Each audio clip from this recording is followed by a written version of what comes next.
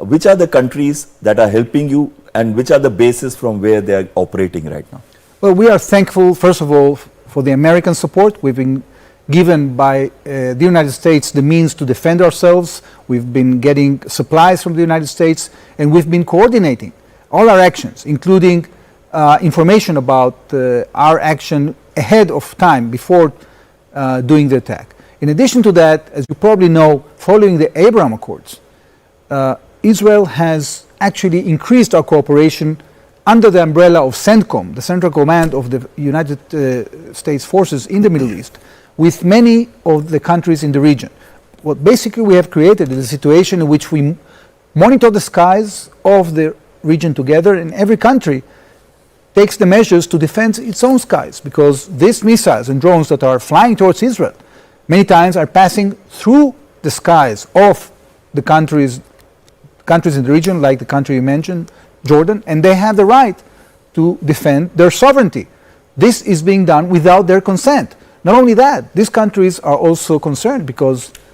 Iran could attack them, and we've seen 5 years ago how the Iranians attacked the facilities, the oil facilities in Saudi Arabia.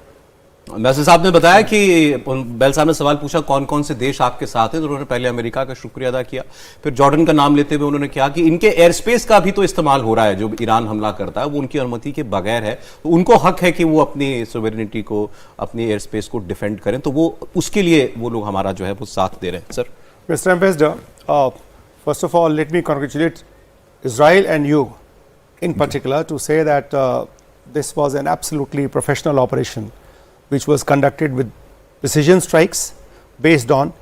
precise intelligence. Let me compliment you for that. The second issue that I have is, where I want to ask this question, is that going by the fact that the Middle East is very sensitive area geopolitically, as well as it's a source of energy for almost the rest of the world. Therefore, and since no time frame has been laid down as to how long your operation is going to last, because you have to go in waves and waves and waves on Iran,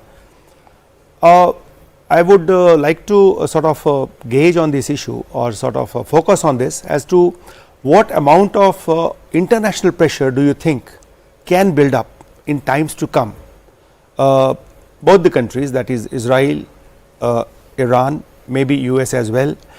to stop this, because if it doesn't, then it has got far reaching consequences for the world as such.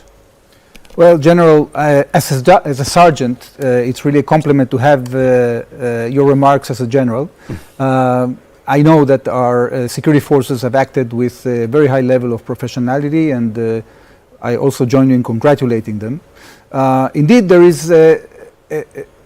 degree of danger of escalation, but it's completely up to the Iranians to decide, because we are not interested in widening this war. What the Iranians are doing is that they are retaliating in a completely irresponsible way. And if they decide to attack other countries or other parties in the region, they will suffer the consequences. I've been hearing in the news several calls from within the regime in Iran threatening that they will hit installations in the region. I think that would be very detrimental to the stability of the region, and they would suffer the consequences. Look, the challenge is that not enough diplomatic pressure has been put on the Iranian regime. People have been engaging with them friendly for decades now, the Europeans, the Americans, India has very good dialogue with Iran, but unless we put real pressure on Iran and we translate the non-compliance report that was issued by the IAEA into a resolution of the UN Security Council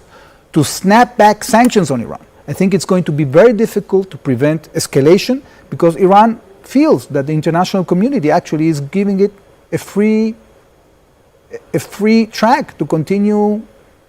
behaving with such aggression. This is completely unacceptable, and it's about time that the world unites in order to tackle Iran's aggression, not only against Israel, but against the region as a whole. मैज़र साहब ने, sir ने सवाल पूछा कि middle east बड़ा महत्वपूर्ण हिस्सा है पूरी दुनिया का, और वहाँ से सब ऊर्जा का स्रोत भी है, पेट्रोलियम पूरी दुनिया को वहीं से जाता है, तो ऐसे में ये लड़ाई अगर लंबी चलेगी तो नुकसान पूरी दुनिया का होगा, तो आगे जाकर के क्या पूरी विश्व जो है वो दबाव बनाएगा कि ये जंग रुके?